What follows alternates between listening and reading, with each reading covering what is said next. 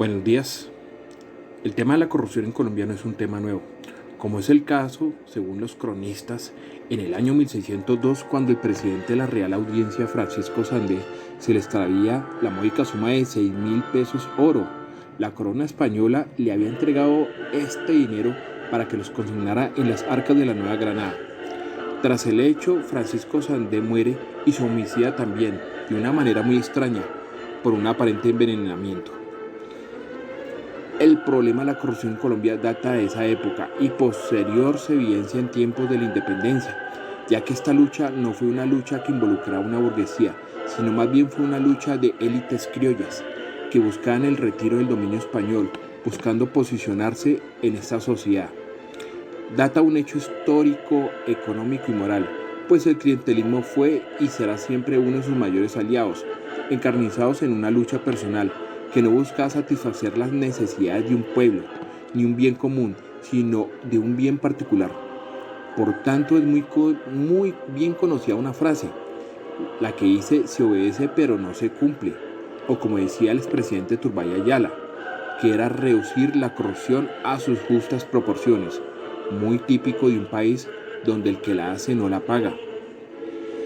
Con mi grupo de compañeros hemos emprendido una investigación diligente, detallada de los aspectos más relevantes y realistas de la economía colombiana. Ha sido importante el apoyo de cada uno de ellos, que se ha enfocado en diferentes frentes: la búsqueda de evidencias sustentadas en medios de comunicación escritos y audiovisuales, creíbles en su medio, que aunque estos no sean del todo relativamente críticos o sesgados, sus contenidos los hemos ido desvelando, complementando con la realidad que viven los colombianos, de a pie. Se ha indagado de manera exhaustiva el origen de esta realidad, gracias a las redes sociales, que en una búsqueda desde sus inicios en la misma historia nacional se ha ido visto enmarcada por la violencia, el conflicto de intereses de diferentes clanes y la misma centralización del poder, que con las élites, con la corrupción y el narcotráfico han nutrido los pilares de la economía colombiana. Se ha podido entender que la corrupción es un estilo de vida muy ligado a nuestra cultura y que opera en todos los niveles de la sociedad y en sus diferentes dimensiones, siendo este más evidente en el manejo de sus recursos públicos, que se ha convertido en el botín de mandatarios de paso. El siguiente paso fue la consolidación de esta información, haciendo un detallado análisis de los aportes, que en una misma sintonía se enfoca en el mismo propósito,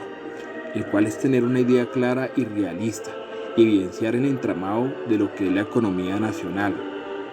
La corrupción se puede definir como una violación o un acto desviado de cualquier naturaleza, con fines económicos o no,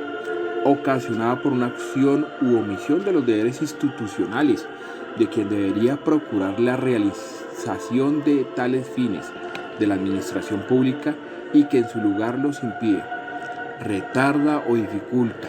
Por esta razón se puede hablar del nivel de corrupción o transparencia de un Estado legítimo. Los efectos económicos pueden ser devastadores. La corrupción mina el desarrollo económico, ya que genera ineficiencia y distorsiones considerables en el sector privado. La corrupción incrementa el coste de los negocios, las actividades empresariales, ya que a este hay que sumarle el precio de los propios desembolsos ilícitos,